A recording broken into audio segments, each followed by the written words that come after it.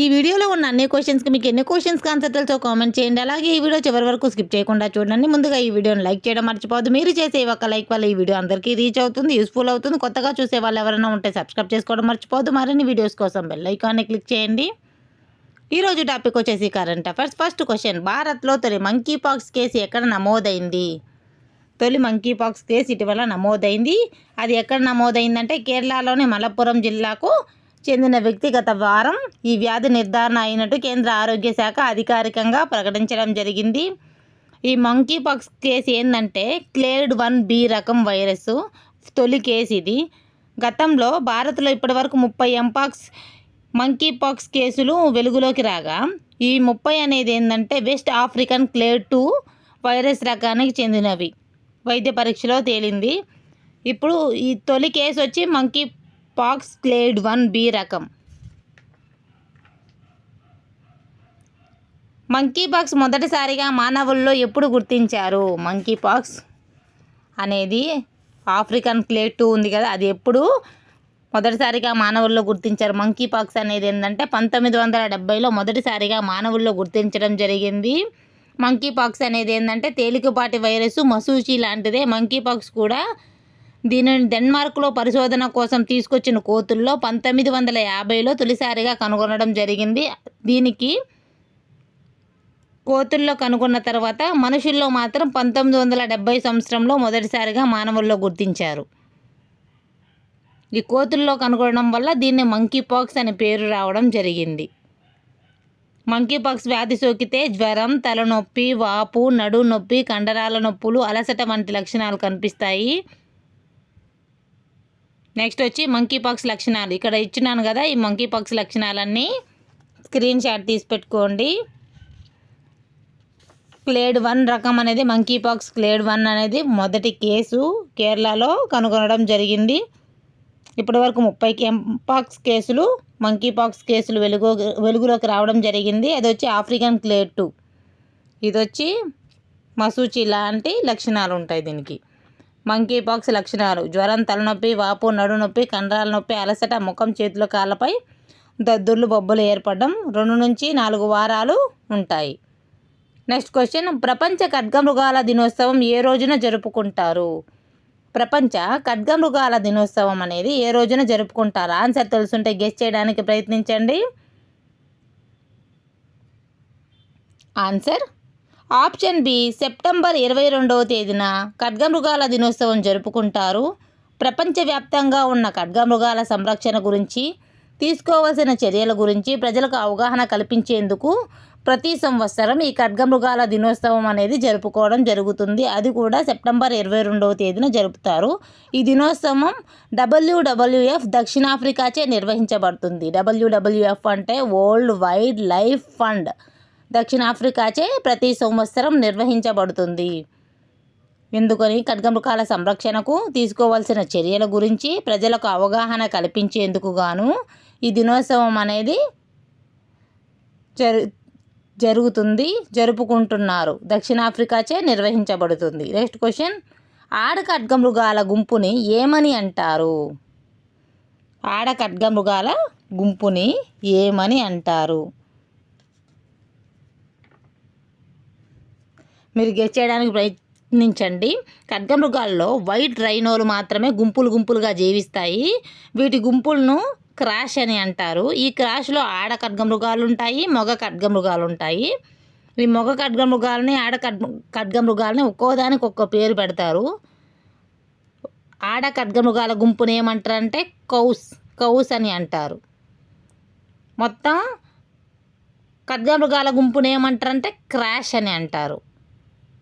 కేవలం వైట్ రైనోలు మాత్రమే ఖడ్గమృగాల్లో గుంపులుగా ఉంటాయంట. ఈ జాతికి చెందినవి వైట్ రైనోలు, గుర్తుపెట్టుకోండి.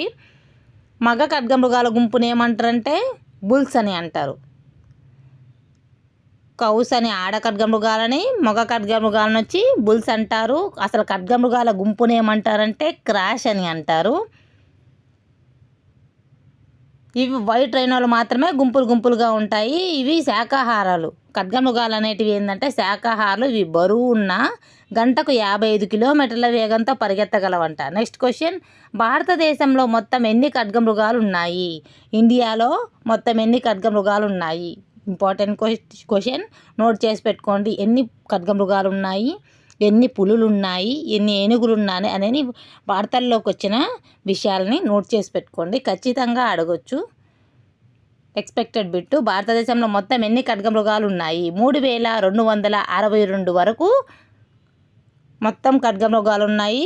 అస్సాంలోని కజిరంగా నేషనల్ పార్క్ మరియు పోబితారావ్ వైల్డ్ లైఫ్ అభయారణ్యాల్లో ఈ ఖడ్గమృగాలు ఎక్కువగా ఉంటాయి.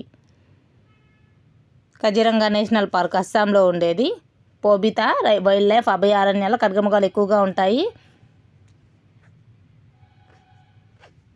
ఖడ్గమృగాల దినోత్సవం ఏ సంవత్సరం నుంచి ప్రపంచ దేశాలు నిర్వహిస్తున్నాయి? ఖడ్గమృగాలు ఏ సంవత్సరం నుంచి దినోత్సవం అనేది జరుపుకుంటున్నారు?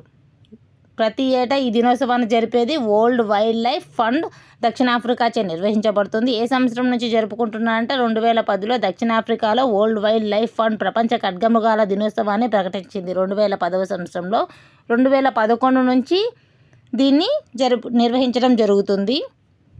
2024 ఖడ్గమృగాల థీమ్ ఏంది? ఖడ్గమృగాల థీమ్ ఏంటంటే 5 రకాల ఖడ్గమృగాలను సంరక్షించడం అనేది 5 రకాల ఖడ్గమృగాలు ఉన్నాయి, వాటిని సంరక్షించడం అనేది ప్రపంచవ్యాప్తంగా 5 రకాలు. దీంట్లో IUCN రెడ్ లిస్ట్లో ఖడ్గమృగాల స్థితి ఏంటంటే హానికరం. ఇవి రెడ్ లిస్ట్లో ఉండేది, ఖచ్చితంగా రెడ్ లిస్ట్లోనే ఉన్నాయి. భారతదేశంలో ఉండేటి మాత్రం ఇండియా జావాలో ఉండే వాటికి మాత్రం ఒకే ఒక కొమ్ము ఉంటుంది. ఆఫ్రికాలో ఉండే వాటికి మాత్రం 2 కొమ్ములు ఉంటాయి, 2 కొమ్ములు ఉంటాయి.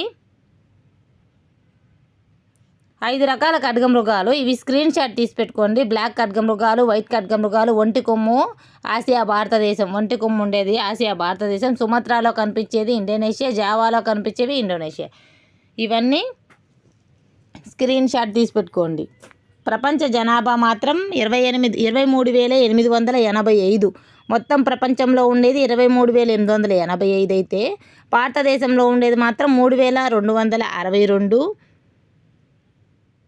నెక్స్ట్ క్వశ్చన్, ఖడ్గమృగాలను పరీక్షించేందుకు భారత ప్రభుత్వం చేపడుతున్న ప్రాజెక్ట్ ఏది? ఖడ్గమృగాలను పరీక్షించేందుకు భారత ప్రభుత్వం చేపడుతున్న ప్రాజెక్ట్ ఏది? ఆన్సర్ తెలుసుంటే గెస్ చేయండి.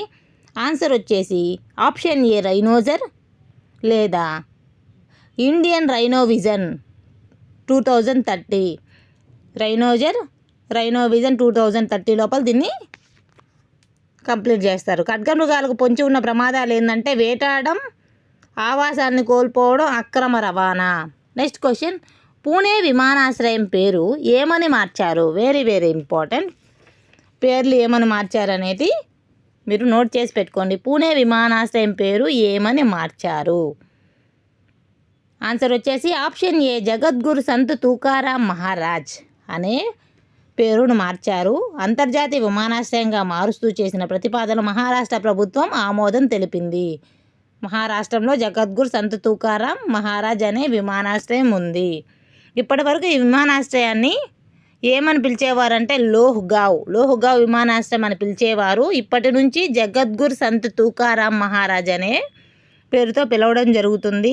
ఈ జగద్గురు సంత్ తుకారాం మహారాజ్ గురించి ఇదేంటంటే 15వ శతాబ్దానికి చెందిన ప్రముఖ మరాఠా కవి మరియు రచయిత. అభంగ అనే ఆధ్యాత్మిక భక్తి కవిత్వాన్ని రాశారు. భారతదేశంలోని మహారాష్ట్రలో పూనా సమీపంలో దేహాలో జన్మించారు. ఈయన జగద్గురు సంత్ తుకారాం మహారాజ్ అనే ఆయన భక్తి ఉద్యమంలో కీలక పాత్ర పోషించారు. కుల వ్యవస్థకు వ్యతిరేకంగా పోరాడారు. నెక్స్ట్ క్వశ్చన్, దేశంలో రైలు ప్రమాదాలు పెరుగుతున్న నేపథ్యంలో భారతీయ రైల్వే ఏర్పాటు చేసినది ఏది? దేశంలో రైలు ప్రమాదాలు పెరుగుతున్న నేపథ్యంలో భారతీయ రైల్వే ఏర్పాటు చేసింది ఏది? ఆన్సర్ తెలుసుంటే కామెంట్ చేయండి. ఆన్సర్ వచ్చేసి ఆప్షన్ ఏ రైల్ రక్షాదల్ను దేశంలో రైలు ప్రమాదాలు పెరుగుతున్న నేపథ్యంలో భారతీయ రైల్వే తొలిసారిగా రైల్ రక్షాదల్ను ఏర్పాటు చేసింది. ఇప్పటి వరకు ప్రమాద సమయాల్లో NDRF సిబ్బంది సేవలను అందిస్తుండగా ఇకపై రైల్ రక్షాదళ్ సేవలు అందుబాటులోకి రానున్నాయి. ఎన్డీఆర్ఎఫ్ ప్లేస్లో రక్షాదళ్ అందుబాటులోకి రానుంది. ప్రస్తుతానికి భారతీయ రైల్వే దీన్ని పైలట్ ప్రాజెక్టుగా వాయవ్య రైల్వే జోన్లో ప్రవేశపెట్టగా త్వరలో దేశవ్యాప్తంగా ప్రవేశపెట్టడం జరుగుతుంది. ఇప్పటికే రైల్వే ప్రమాదాలను నివారించేందుకు 4.0 సాంకేతికను భారతీయ రైల్వే రూపొందించింది. ఈ వీడియో మీకు నచ్చినట్లయితే లైక్ చేయండి, షేర్ చేయండి, సబ్స్క్రైబ్ చేయండి. మరిన్ని వీడియోస్ కోసం బెల్ ఐకాన్ని క్లిక్ చేయండి. చివరి వరకు చూసినందుకు థ్యాంక్స్. ఆన్సర్స్ ఎన్ని తెలుసున్నాయో కామెంట్ చేయడం మాత్రం మర్చిపోవద్దు ఫ్రెండ్స్. Thanks for